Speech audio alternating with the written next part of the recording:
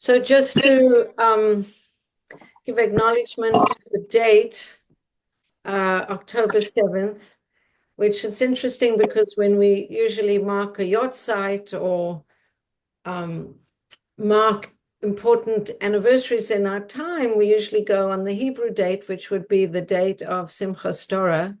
But October 7th is the English date, and I don't think any of us would be able to live through an October 7th without thinking of the events that happened in Eretz Israel a year ago. And we all have been living with that occurrence since it happened. What's the right way to respond?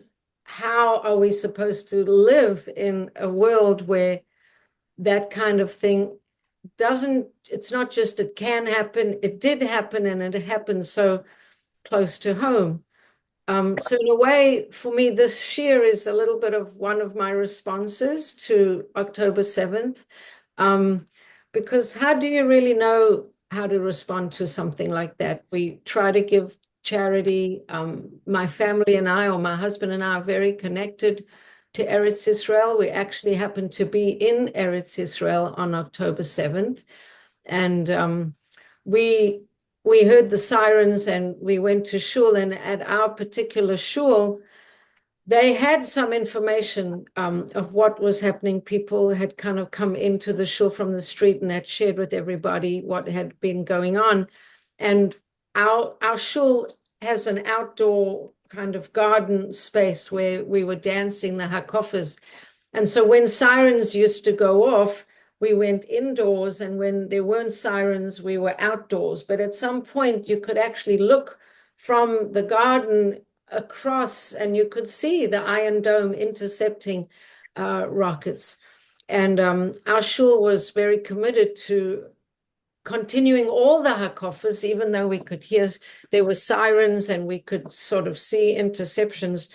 But it was very profound to be with Israelis who weren't kind of canceling Simchas Torah or not finishing the hakofas or not continuing to dance with a interesting mix of a very serious kind of a simcha. It was simcha for the sake of sending the dance and the power of the dance and the power of simcha to whoever was facing challenge and who was, facing all these terrible things going on. And in a way, that was a great dugma chaya, a great example of how the Israelis respond to these kind of things. And I'm very happy to be teaching this shiur, because the shiur is basically, the point of the shiur is ein od milvado. There is nothing else other than God and God's essence. And when you go to Israel, and we've gone a couple times back, we went before Purim, and then we went again, I believe, after Purim, a couple months after Purim. It is amazing how the people of Israel have such incredible resilience, and they live with this reality that with tremendous faith and tremendous emunah, and the reality of being in the midst of such challenging times, and at the same time singing, laughing, joking, celebrating life, having babies, and then living with the reality of anything can happen at any time, which is a tremendous perspective of emunah. So in learning Shaar Yichud emunah, it really helps us build that kind of emunah. And I just want to share a particular story of a couple that we know very well, whose husband had spent a lot of time in Gaza. Thank God he's fine. But when we went back for Purim, he had been in Gaza for practically 5 months and came back. He has 2 little children, 2 little girls. And within a few days of him coming back, he came back Erev Purim. They had a huge Purim Seudah and invited the whole community of the area where we live. And he's a musician. He was playing and singing. And then right after Purim, he went back into Gaza. And the whole time that he was around, he was living life like a true Baal Simcha, Baal Emunah. It's very impressive. It's a different energy. A lot of people that I guess in Israel, there are a lot of people who have this kind of lightness of being, of living with the absolute depth of suffering and challenge, and at the same time managing to be so life affirming and so full of faith. So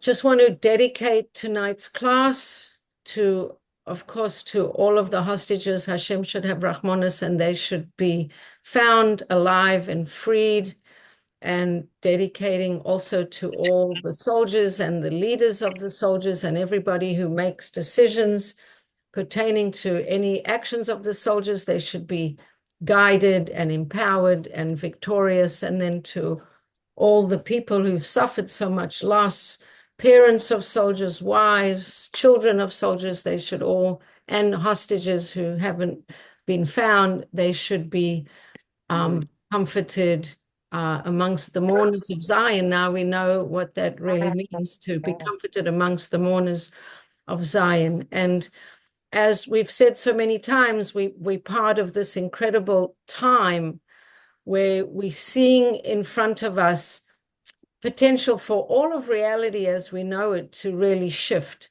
And right now, what's going on in the Middle East is awesome on so many levels. Netanyahu speaks about the army in Israel fighting on 7 fronts. A friend of mine and I were counting. We got up to 5. We got Hezbollah in the north and Hamas in the south, and on the West Bank, Judea and Samaria.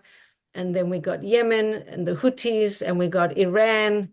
And I'm not sure what the other 2 fronts are. Maybe it's the West and their terrible publicity and whatever, and all the anti-Semitism. Maybe those are the last 2. If anybody has ideas of what the last 2 are, you can tell me. But at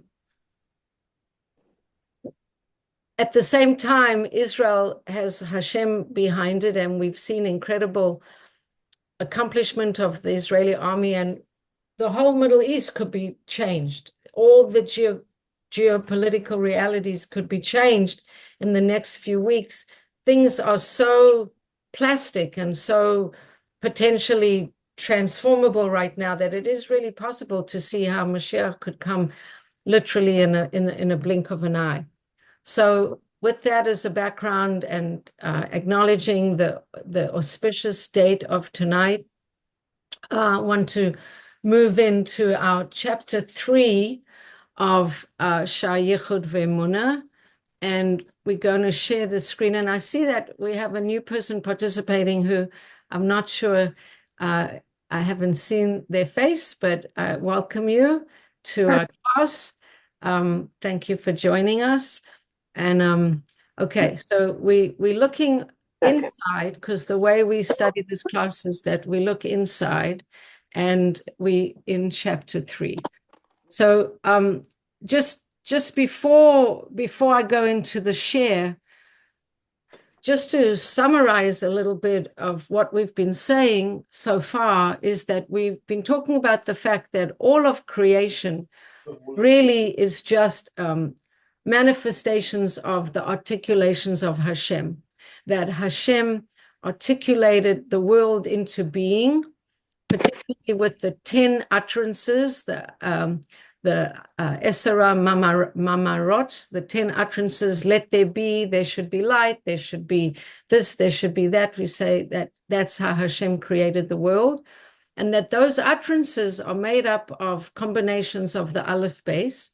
And just like I always get the idea of Lego in my mind, just like if you give a child a box of Lego, they can create an infinite amount of combinations of creations from, even if you gave them only, let's say, 22 kinds of Lego, they could keep making different combinations on and on and on, with a infinite amount of an infinite amount of combinations to create a magnificent Lego reality. So too with the letters of the Aleph base, the Zohar talks about these 22 letters, how they can be combined in all kinds of different ways.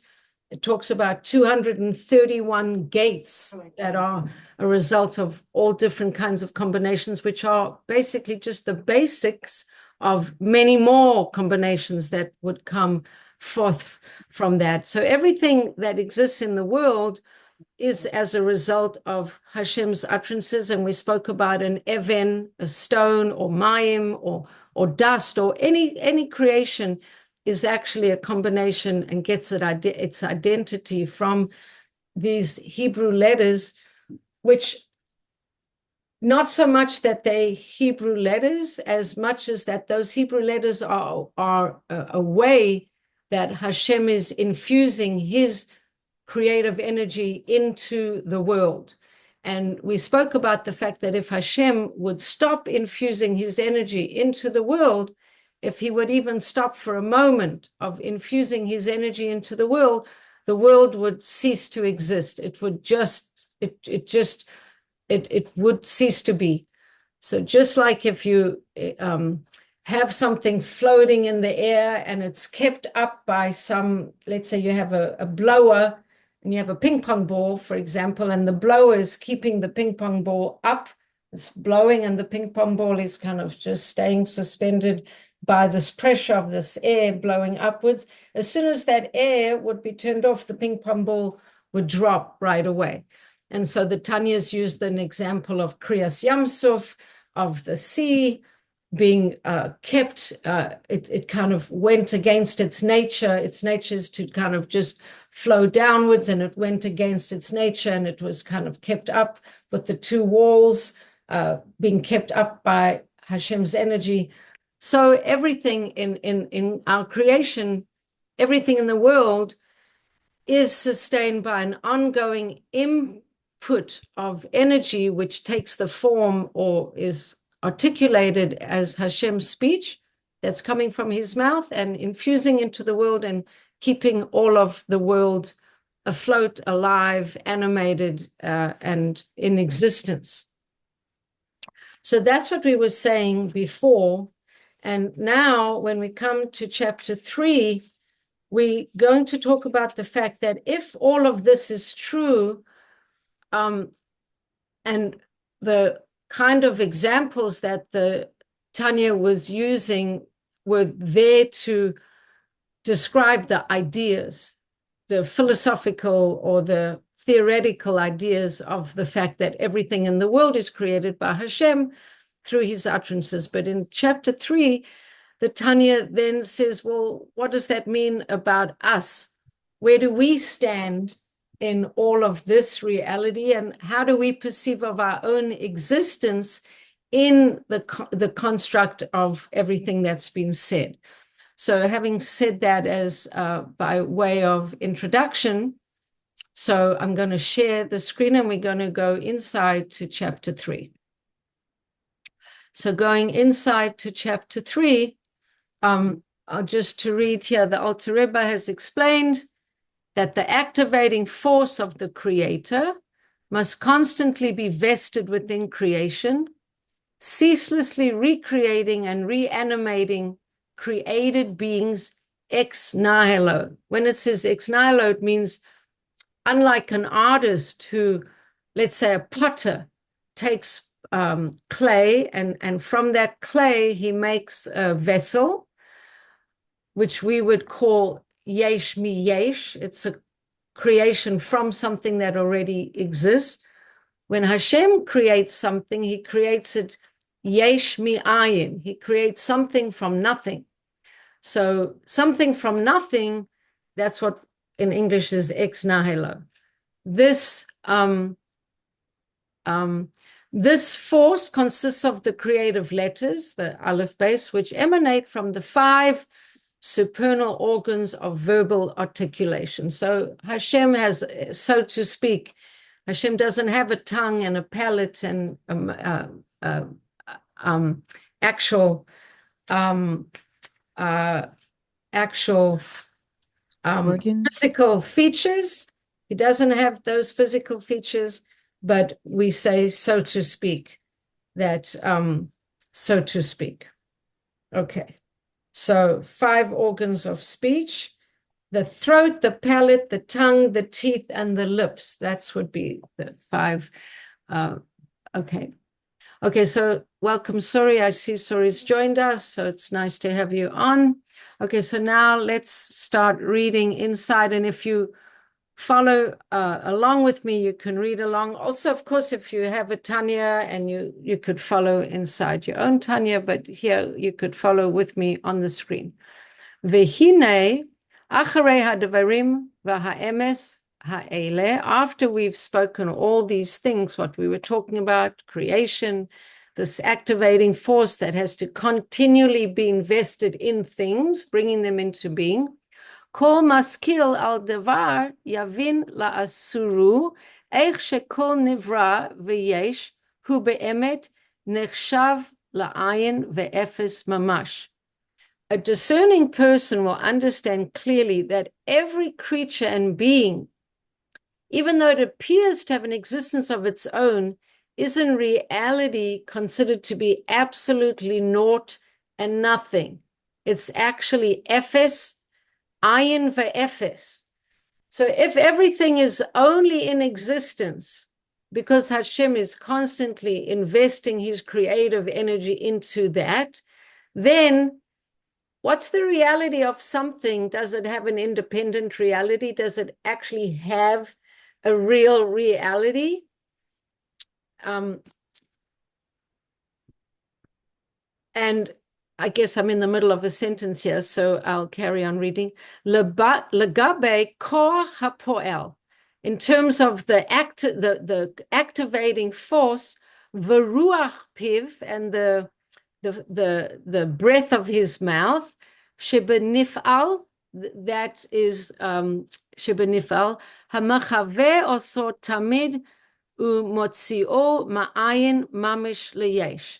So what is the existence of something separate than this force that is constantly blowing into creation and making it sustainable?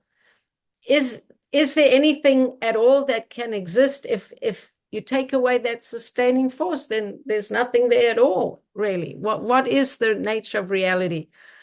So I remember a story that was told about someone who hadn't been Hasidic in his previous life, and he went, after learning for a long time in a different kind of yeshiva, to a Hasidic yeshiva. And after studying there for a long while, he came back and his family asked him, so Nu, what did you learn? What did you learn?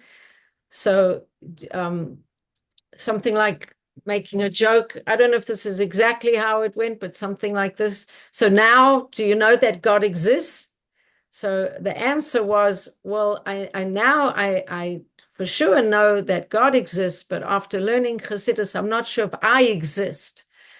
In other words, when we come and we understand this concept, what we've been talking about, how Hashem is really the life force in every single thing.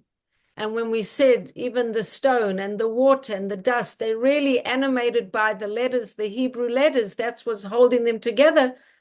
The Hebrew letters are just an extension of God, an extension of God's own creative energy and power. So in a way, we're saying that the stone, the water, the dust, it's not really, it's part of God. It is God. It's an extension of God. So us too. So if everything is God and everything is God's animating force, what exactly is the nature of our existence? How separate, how independent are we? I hope everyone's understanding that as a question. If you're not, I can try and make it clearer. So I'll just read this little explanation here. Since this function of God's energy being invested into the creation must be continuous, it follows that the creature's activating force is the true reality of its existence. This energy, this light, this creative power is the true reality of existence. The being itself bears no comparison to the activating force which is wholly responsible for its existence. So let me try and give an analogy. The analogy is like this. Let's say you have a child who leaves home and they feel like they're very independent and they tell everybody, I'm living alone. I'm so, I'm so grown up and I'm living alone. I'm an adult now. But their parents are paying their rent. Their parents, maybe the mother is even sending over cooked food every other day. And that person is not really independent. They think they are, but they're completely sustained by the father paying the bills, the mother doing the laundry, and the mother sending over food. They're not really independent. So in the same way, a created being could think that it's a something. Me, for example, I can think I'm a something. But in actual fact, what the Tanya is telling us is that everything I am is really the essence of what I am, who I am, is really this creative animating force that Hashem is breathing into me every minute of every moment. And if you took that away for 1 second, I would cease to exist. So in a way, how independent am I? It's an illusion of being independent. Anyone want to ask or comment on anything so far? Because the Tanya will go on and give us some more examples and explain this idea more fully. But the point that we're making is that we think we are independent, or we could think we're independent. But if Hashem took away his animating energy for 1 moment, for 1 second, we would cease to exist. So in comparison to Hashem, we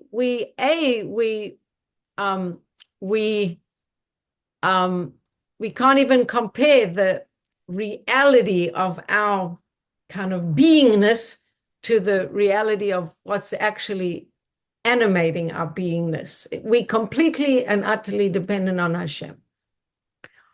Comments, questions, anything? Anybody there? Anyone want to say something? It's lovely talking, but I do want to, it would be nice to see some response. Anyone? Okay, I'll say something. Yes. I mean, it's a very, very, very deep thing Yes. that you're saying. And it's sort of, I don't want to say I already know, I don't know all in depth the way you're talking about it, but I know that, I have learned that Hashem is breathing life into you all the time. So you can't exist unless he's doing that like moment by moment. So it's very, very nice to hear it. And it's very. So far you're saying that it doesn't really feel like a chiddush because you've heard this idea before that Hashem is breathing life into us all the time. Right. Okay, so let's see if there's anything new that we can It's get. Tanya, right? You're learning from Tanya, right? Yes, we're learning from Tanya. Okay, so let's see if we can it's see. It's not boring. I'm just saying. No, that's okay. I'm glad that you're speaking. It's good. Right, that's why I'm speaking. Yes, good. Okay, so let's carry on and see if there's anything that you can get from this that's different than what you've and how you've understood it before. Hopefully it'll deepen or enhance what you know before. Uma shekol nivra v'nif'al nir'eh lanu leyesh mashus. The reason that all things created and activated appear to us as if they're existing, in other words, self-subsisting and tangible, and we fail to see the divine activating source, which is the true reality of any created being. Things seem to us like we existing, and we feel like we existing, but we're not always in touch with the fact that it's because of this divine animating source, which is our true reality. And because of this, right, v'zehu mechamas she'ein anu masigim v'roim be'enai basar et koach Hashem v'ruach piv she'banivra. We do not comprehend nor see with our physical eyes the power of Hashem and the breath of his mouth, which is in the created thing. So, and the created thing is not just us, but it's every single thing in the world is really, it seems to us like it's a physical creation. It seems to us that it's existing in the world, but really its existence is really an extension of this breath of his mouth. There's a way of explaining this, which is interesting from point of view of science, that every single thing that's created in the world breaks down into cells, protons, neutrons, and atoms, right? And we've actually been breaking components of reality into smaller and smaller parts. And we now know that everything is made up of atoms. And when we look inside the atom and we break down the atom, I think there's a proton and a neutron and different things, that at the core of the atom, within the core of the atom, actually is nothingness. It's empty. It's empty space. It's ether. It's energy. Every created thing at its core is a bunch of nothing. I'm not a science person, but I've understood that every single thing is made up of atoms, and at the core of the atoms is empty space, which is in a way just space of Hashem's energy. That is even physically, that is interesting, that's the physical reality of every created thing. Aval ilu nitna rishut la'ayin lirot ulahasig et hachayot v'ruchaniyot shebechol nivra.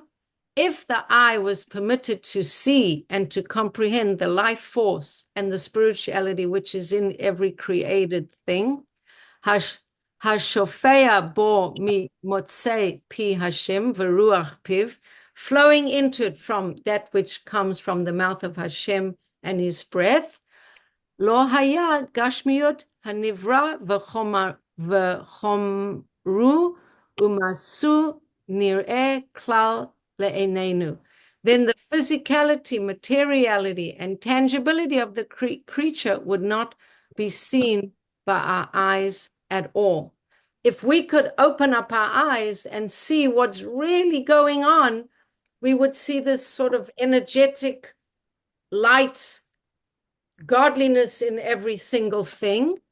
And we would see that, and we wouldn't see so much the physicality, the materiality. That would be sort of secondary to our perception of this other reality.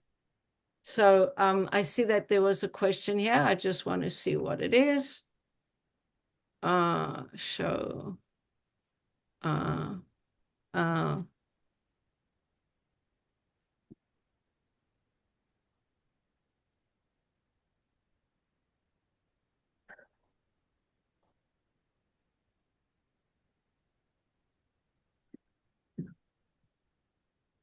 I mean, Rivka sent a comment of how seeing reality like this can change so much of our perception of life.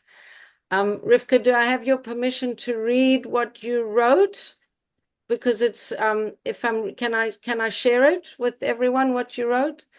Let me just see, because it's a profound comment, but I don't want to share it if you don't want me to. Let me see.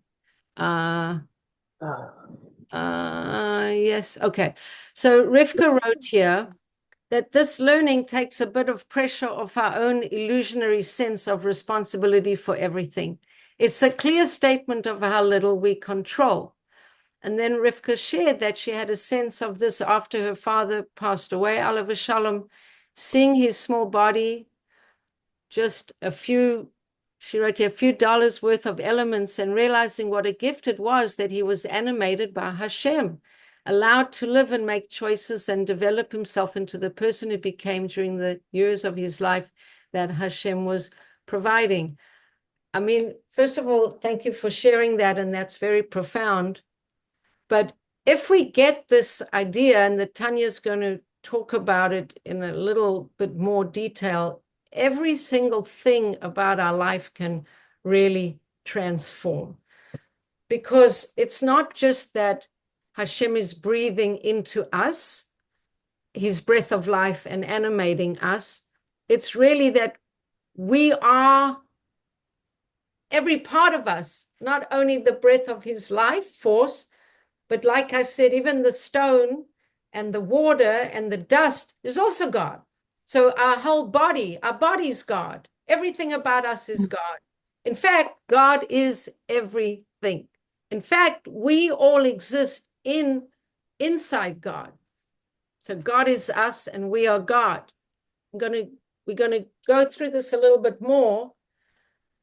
But Chaim Miller, who explains all of this, he says that embracing the truth that nothing exists outside of God is the foundational principle of an awakened mystical life.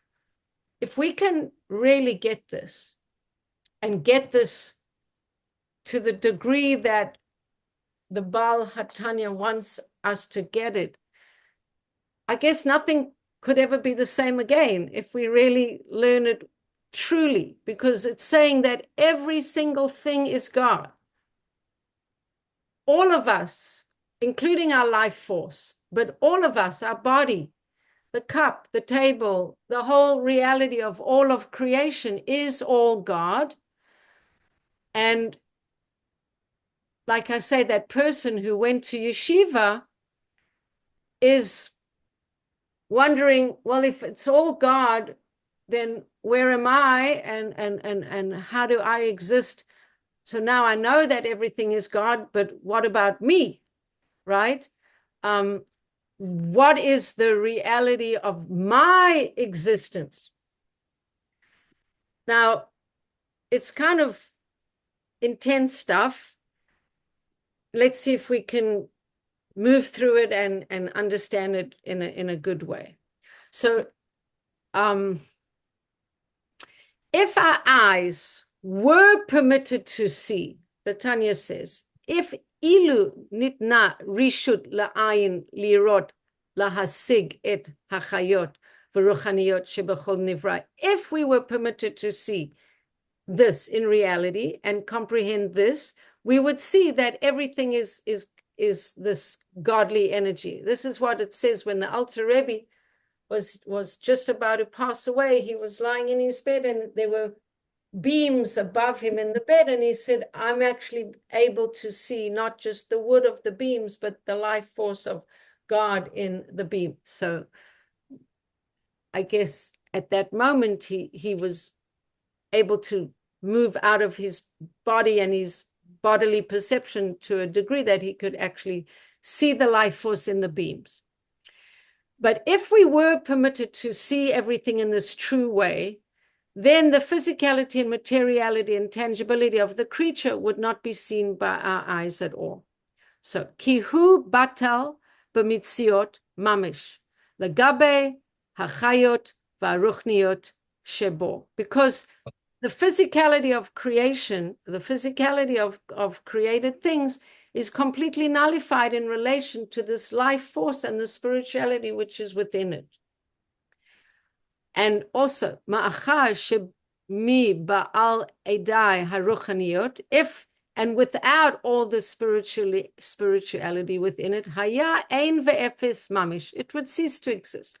Kamo kodem sheshit yamei bereshis mamish, everything would cease to exist, just like everything didn't exist before the 6 days of creation. Everything would be in that in that everything would go back to how it was before anything was created.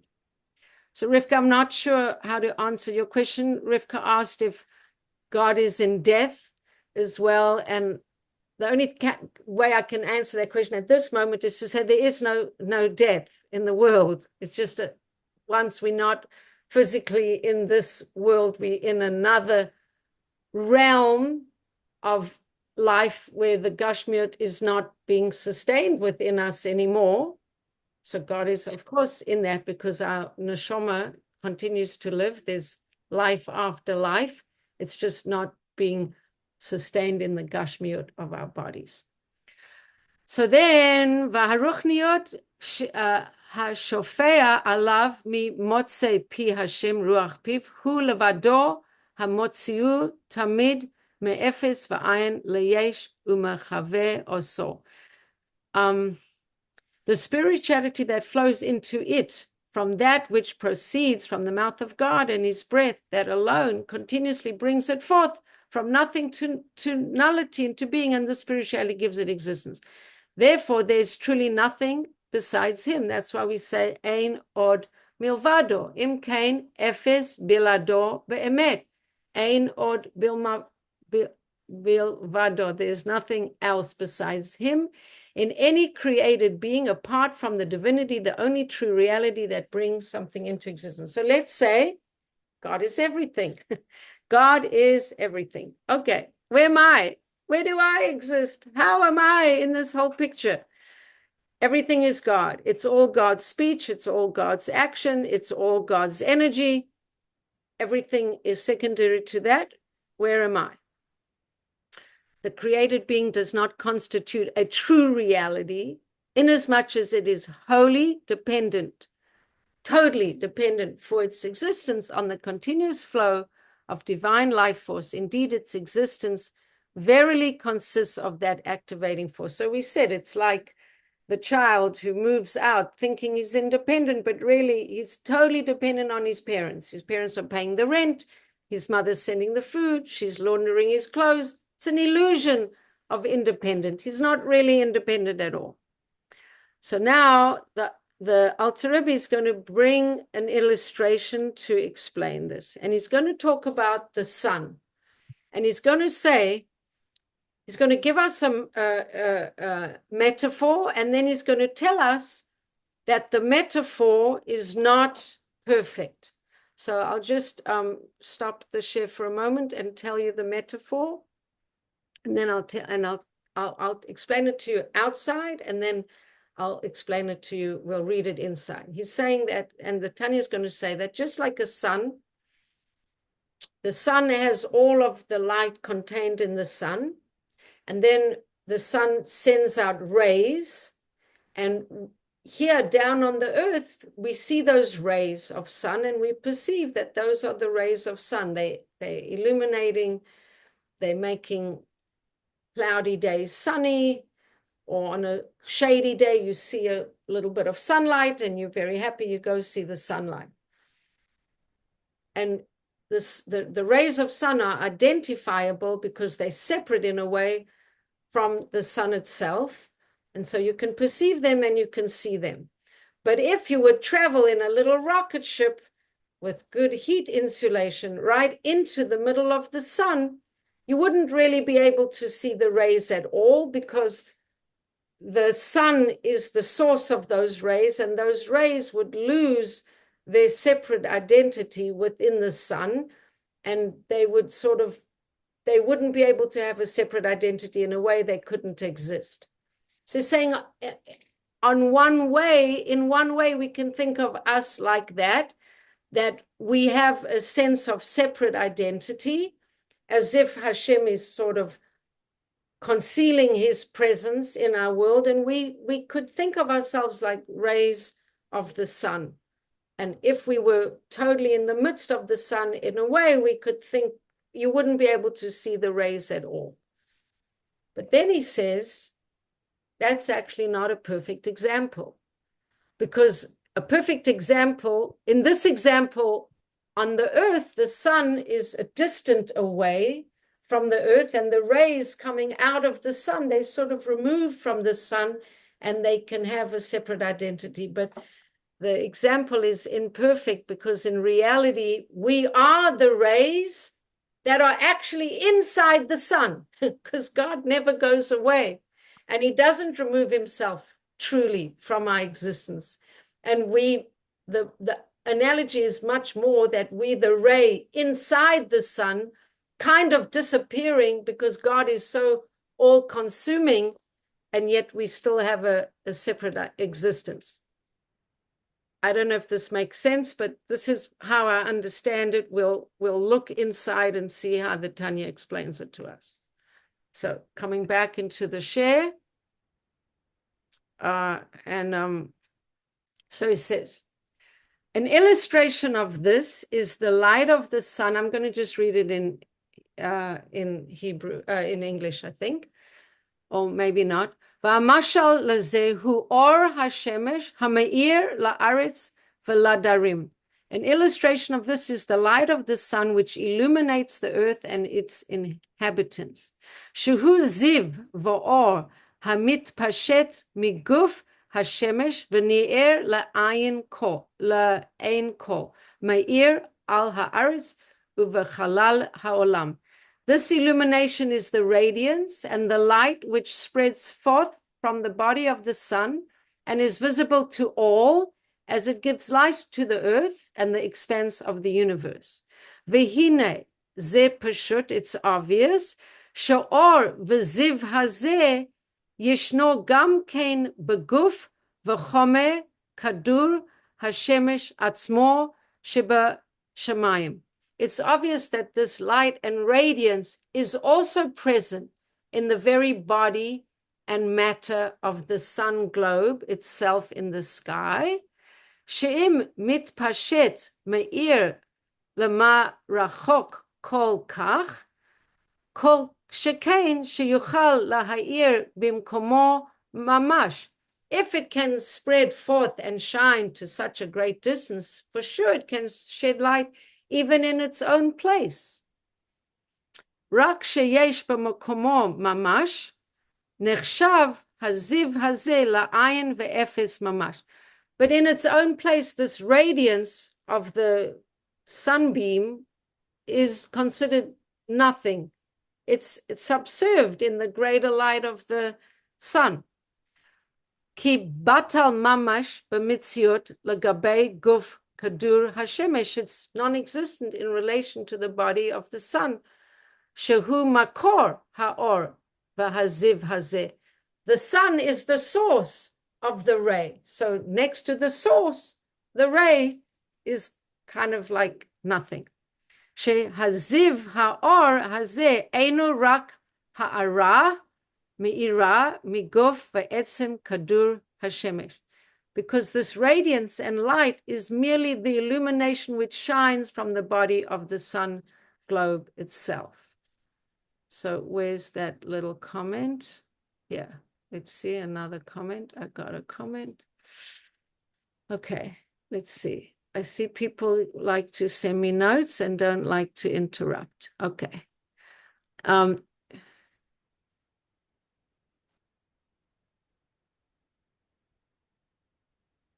Okay, so Rivka is asking, like, where does evil come in this? If everything is God, where does evil come in? Where do our enemies come in? How are they sustained? So I have to think about that before I answer. Let me think about that for a minute or two. So since the sun's light is merely an illumination deriving from the sun, it is in a state of complete nothingness, while it is found within the sun itself. One cannot say that within the body of the sun there's sunlight, only the sun itself is found. You can't find a little ray of sun in the sun itself, it's subsumed. It is only in the space of the universe, under the heavens and on the earth, where the body of the sun globe is not present, and all that is seen is but an illumination that's emanating from that sun. that this light and radiance appears to the eye of all beholders to have actual existence. So, like I said, the rays seem to have an independent existence. And here the term existence, yesh, can truly be applied. Okay. Whereas when it's in its source, in the body of the sun, the term existence cannot be applied because it's naught and non-existent. Okay. Okay. Does someone want to read this to sum up here? Although the sun's rays are surely found, does somebody want to read this? Anyone want to read the?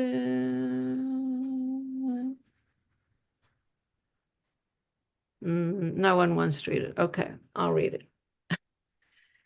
To sum up, although the sun's rays are surely found within the body of the sun, they cannot be said to exist there. They are found there in a manner of non-existence because they don't have a separate identity, in a state in which their separate identity is utterly nullified. That which can be deemed to exist within the sun globe can be nothing other than the sun itself. Okay, so imagine we like the sun's rays, and this is almost like a near-death experience situation when a person actually dies. If you've watched near-death experiences, they show, and they've got them now very beautifully illustrated with great graphics. The person goes and kind of goes down this tunnel, and then they kind of move, and then they illustrate it very beautifully, and they get subsumed into the oneness of all things. There is some level of separate identity, but on some level, there's like a merging with the lights and a merging with greater consciousness and a merging into, I mean, there is separateness, but there's also a lot more merging into a oneness than there is in our experience of life in our bodies, right? So I'm just going to keep reading here. The exact parallel to this illustration is the relationship between all created beings and the divine flow of the life force that emanates from the breath of his mouth, which flows upon them and brings them into existence and is their source. However, the created beings themselves are merely like a diffusing light and effulgence from the flow and spirit of God, which issues forth from him and being clothed in them and brings them from naught into being. Therefore, their existence is nullified in relation to their source, just as the light of the sun is nullified and is considered naught and nothing. And it is not all referred to as existing when it is in its source. I just want to see.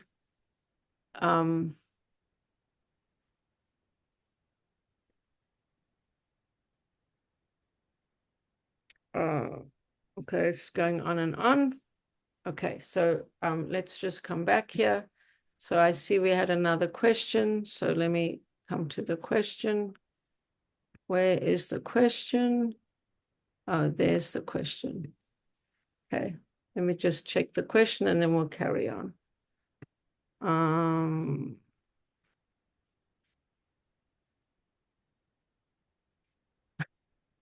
Okay.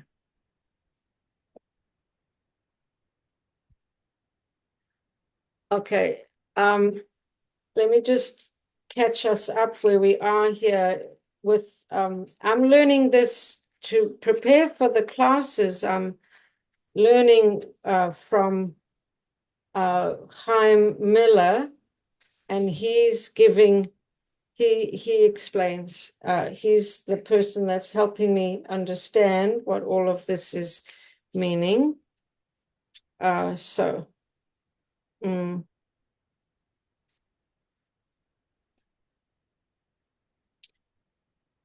Okay, so I'm going to start reading from him. He says, when the Tanya states that there's no true existence other than Hashem, and that the universe is null and void, it doesn't mean that we don't exist at all. and that the world is an illusion. We do exist, but in a state of utter dependence on Hashem, like a fetus inside a mother, which has no identity of its own because it has not separated from its source.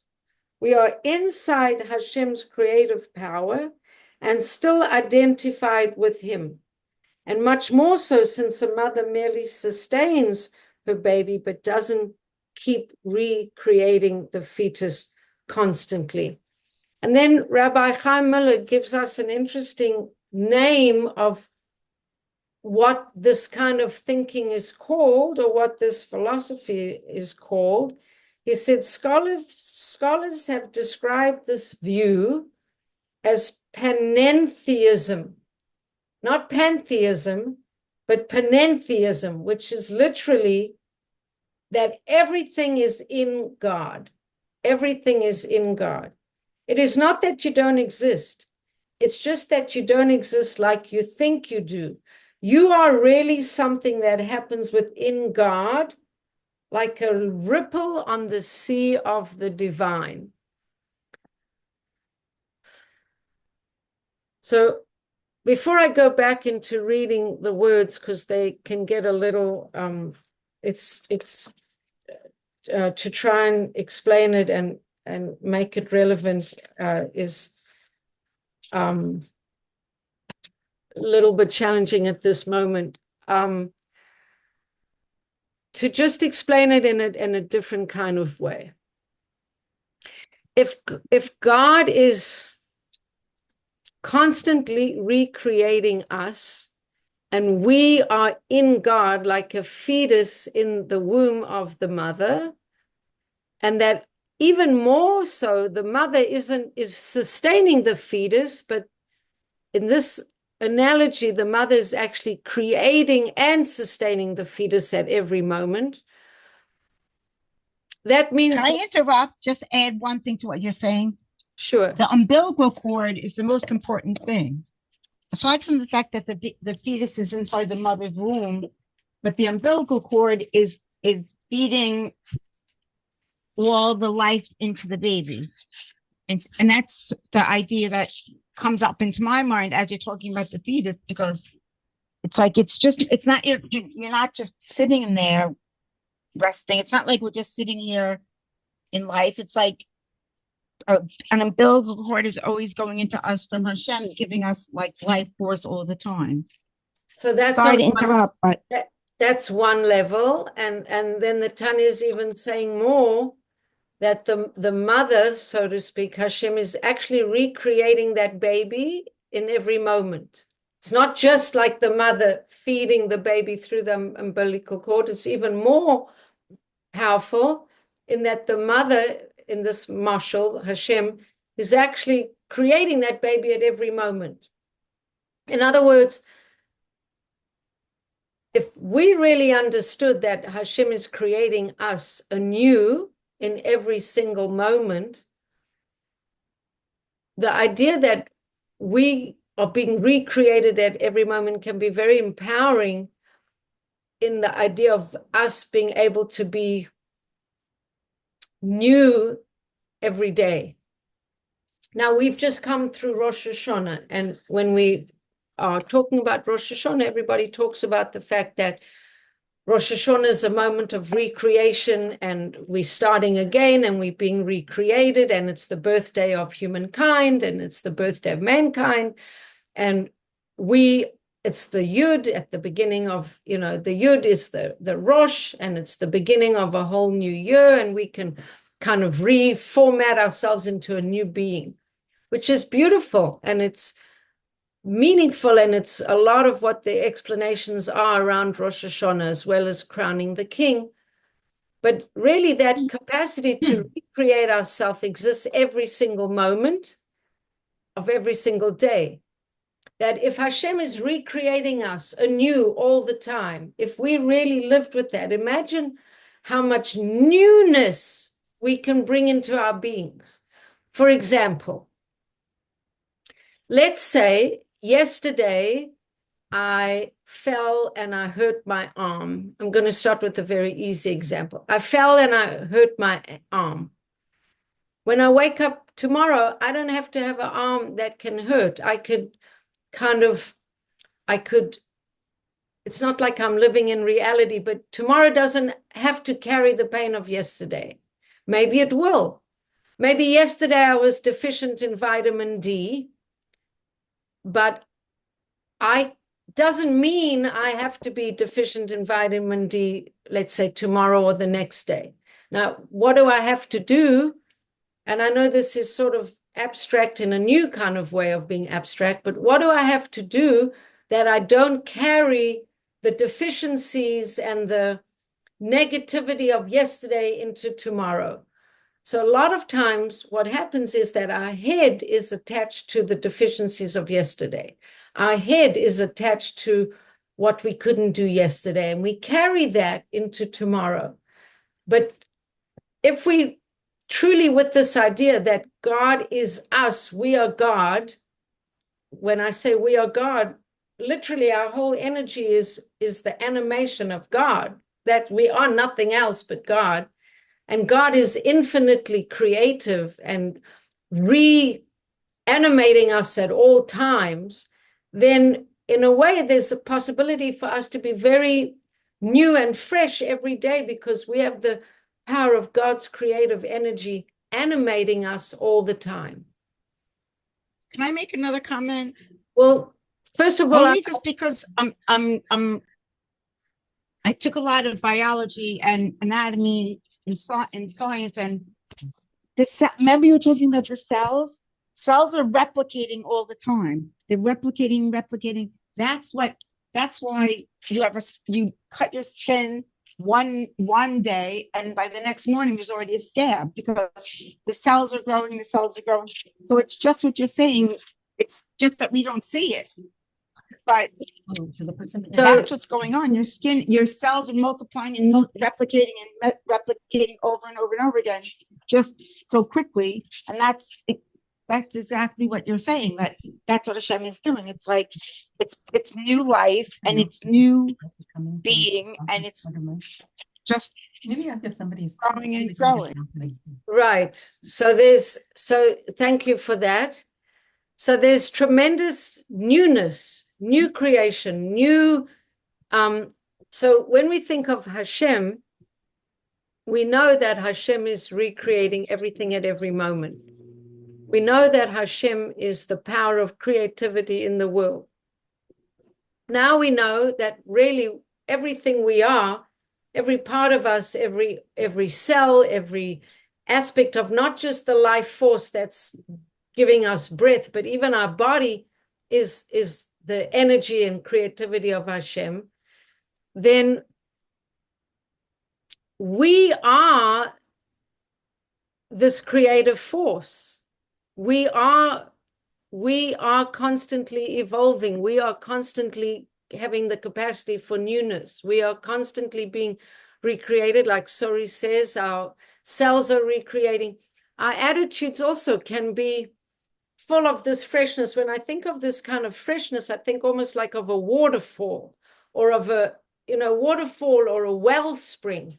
So that's why we're so connected to water and to life and to rebirth, because there's a part of all of this teaching which is suggesting that our spirit, our energy, our very essence is so connected to God.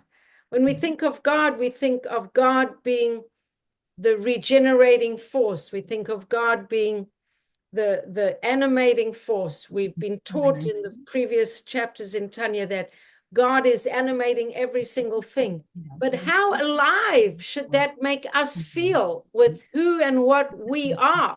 We are so identified with this life force, this force of regenerative power and this force of creative power, because God is us. We are, if we're the sunbeam inside the bubble of God, we are the sunbeam inside the bubble of God, then everything that God is, that's this creative energy within us. It's incredible. It's very we can think of ourselves. On the one hand, we can think that as a separate identity, separate from God, we don't exist at all. But on the other hand, as part of God, we part of the waterfall, we part of the fountain, we part of this godly energy. That is who we are. We are an extension of that. We are a representation of that. That is who we are. It can be a very powerful and animating idea, I think. I know we didn't finish inside, and sorry, Rivka, I was hearing some conversation, so I muted you, but you can unmute yourself at any moment. So I don't know if we should go back into the text. We at after 9 o'clock. But that's basically the idea that I wanted to share with you. We talked about the sun and the mashal of the sun. Let me just see if there's anything else that I want to share. But what do you think of this idea of this creative power, the waterfall, the newness? What do you think about all that? Anything? Anything? Anything?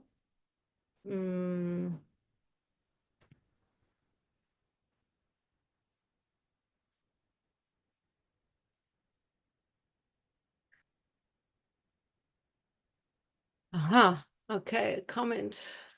Right. Yeah. Okay. Well, this has been fun. Rivka R., I'm not sure. Can I see your face for a moment? Can you show us who you are? If you feel like. But thank you for joining us. I'm going to stop there because it is an hour class, and maybe at the beginning of next week's class, we'll just finish up the last little part because it's a little bit repetitive. Okay. But I hope these ideas have been inspirational to you, and we will wrap up and just kind of deal with the last part.